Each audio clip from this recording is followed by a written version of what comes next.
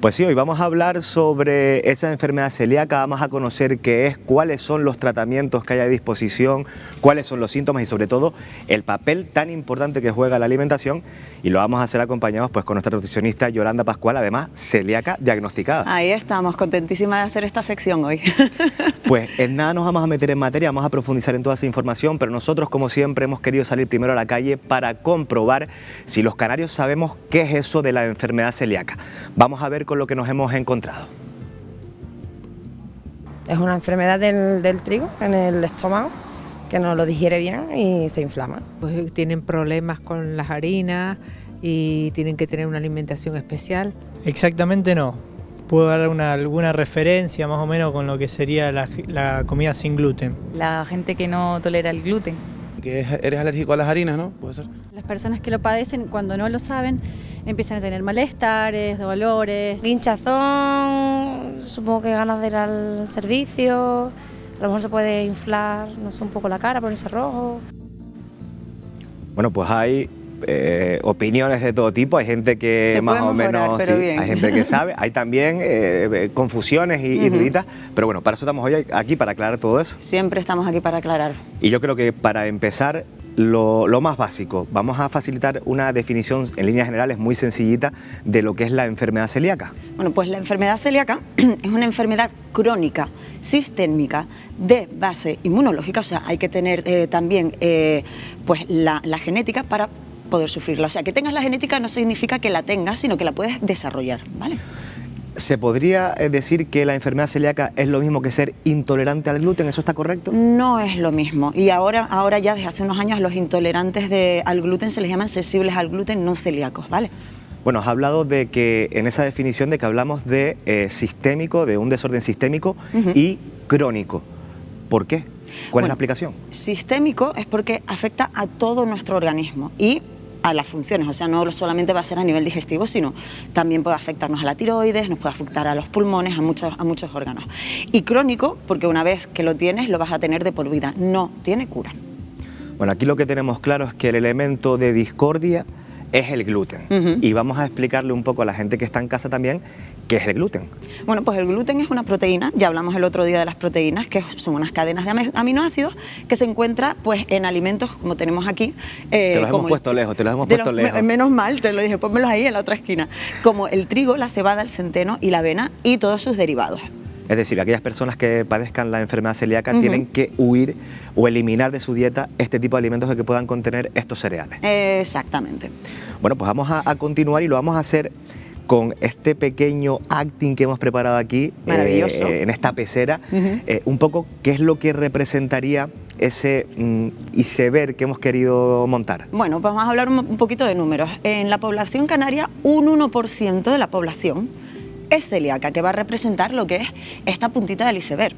Pero es que resulta, y aquí Pablo va a hacer el truquito. Con mucho cuidado, vamos a quitar esto por aquí y destapamos resulta la que, parte como de todo abajo. iceberg, hay una parte que no vemos, que de ese 1%, ojo, el 70% son celíacos sin diagnóstico.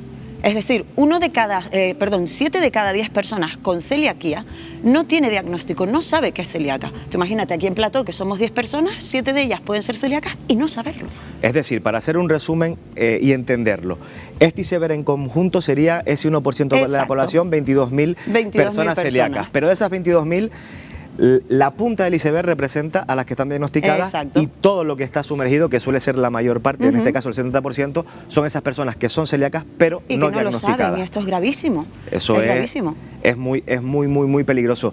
Y en este campo de que hayan personas que puedan ser celíacas y no estar diagnosticadas, también para las diagnosticadas, una cosa que va a tener mucha importancia es la sintomatología.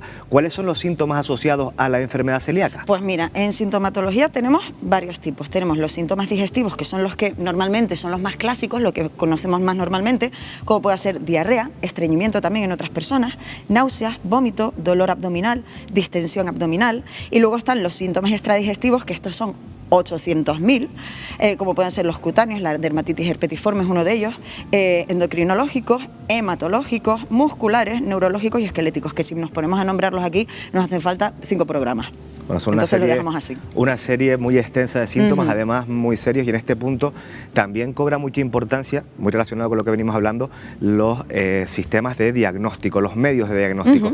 Para hablar sobre esto, nosotros hoy hemos querido tener con nosotros a Aarón Santana, que es el presidente de la Federación de Asociaciones de Celíacos de España. Muy buenas tardes. Muy buenas tardes, encantado de estar con ustedes. Bueno, Aarón, para comenzar, hablar un poquito de cuáles son esos medios de diagnóstico que están a disposición de las personas para poder saber si padecen esa enfermedad celíaca. Los medios siempre es acudir a un profesional, al fin y al cabo a nuestro médico de cabecera o a un endocrino, el cual nos puede hacer una serie de pruebas específicas. Lo normal es que nos hagan un análisis de sangre buscando una serie de marcadores. Como ya comentó la compañera, pues el componente genético, que también lo debemos de tener, y aparte de eso hay médicos que también siguen pidiendo una endoscopia del intestino. Con esas pruebas ya podemos ir determinando si somos celíacos o no. ¿Cuáles serían los aspectos más determinantes que una persona que padezca la enfermedad celíaca debería tener en cuenta o tiene que tener en cuenta para poder llevar una vida lo más normal posible? Los aspectos fundamentales es el cambio de hábito alimenticio, eso está claro. Tenemos que cambiar definitivamente nuestra dieta, buscar alimentos más sanos y que evidentemente estén libres de gluten.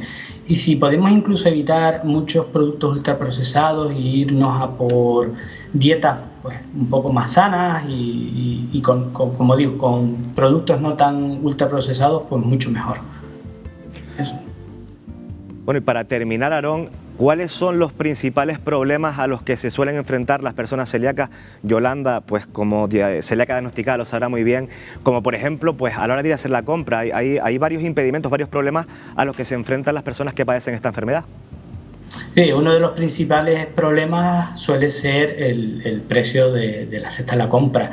Como bien indicaba, estamos hablando de una media de 600 euros al año, sumándole la inflación que ya tenemos. O sea, si ya es un sobrecosto para cualquier... Y como digo, es una familia media. Si en esa familia tenemos más de un celíaco, pues el precio se vuelve a encarecer. Por suerte, una de las cosas que sí hemos ido mejorando es que ya cada vez más tenemos más productos específicos en los lineales, con lo cual nos es mucho más fácil. Pero bueno, seguimos luchando para que la cesta de la compra, intentar que sea lo más barata posible. Pues Aarón, esperemos que pronto les puedan poner ayuda, soporte para que efectivamente pues, la cesta de la compra deje de ser tan cara. Aarón, muchísimas gracias por estar con nosotros esta tarde. Muchísimas gracias a ustedes por contar con nosotros. Bueno, Yolanda, pues lo hemos escuchado, como decía, tú seguramente que todo lo que estaba hablando Aarón pues lo habrá sufrido en primera persona. Constantemente.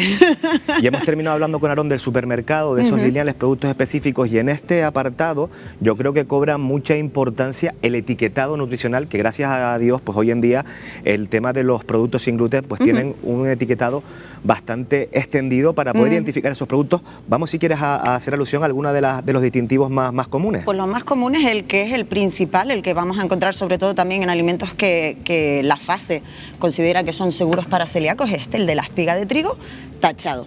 Y luego hay supermercados que tienen este otro de aquí de nuestra derecha, que pone sin gluten de manera bastante vistosa, y luego otros supermercados utilizan también en su etiquetado de precios diferentes insignias donde fácilmente puedes saber qué alimentos son seguros y cuáles no deberíamos de comprar. Y también aclarar de que si no tienen ese distintivo, ese etiquetado, pero contienen gluten, hay que ir directamente al etiquetado nutricional normal, que tienen la obligación de marcar en negrita. Porque ahí está el problema, las trazas realmente es donde más solemos tener problemas nosotros. Entonces en los etiquetados siempre debe poner este producto contiene trazas de gluten o se ha manufacturado en un lugar donde se manipula gluten o cositas así. Bueno, mucha información condensada en muy poco tiempo. Sé que te encanta hablar y que te encantaría hablar, pero vamos a ir con la última parte que yo creo que también es muy interesante. Después de todo lo que hemos hablado, el poder proponerle a los telespectadores que puedan padecer esta enfermedad celíaca pues una serie de alimentos muy nutritivos y que pueden pues incluirse en esa dieta libre de gluten.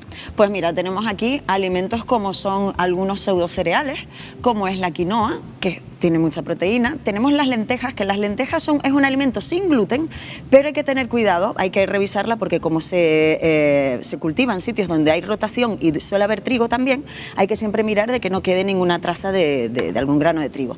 Luego tenemos todo tipo de verduras, de frutas, de hortalizas en su estado fresco y de vez en cuando, si queremos comer alguna galletita o alguna cosa que sea sin gluten, certificado. Yolanda, pero esta es la base. Esa es la base. Se nos acaba el tiempo, pero un titular rápido simplemente sobre a la hora de ir a comer fuera, cómo se tienen que comportar las personas celíacas con la enfermedad celíaca para estar seguros. Pues ir a sitios que nos garanticen que hay una seguridad alimentaria respecto a trazas y gluten y que tengan dos cocinas distintas y que esté certificado por la FASE. No quería dejar Eso no puede quedar esta conclusión fuera porque es muy importante. Yolanda Pascual, muchísimas gracias como siempre. Y bueno, pues ya lo hemos escuchado, toda esta información para que esas personas que padezcan la enfermedad celíaca pues puedan vivir con total normalidad. Así es, seguir despejando algunas dudas que puedan tener. Gracias, Yolanda, Pablo Chueca, como siempre. Gracias a los dos.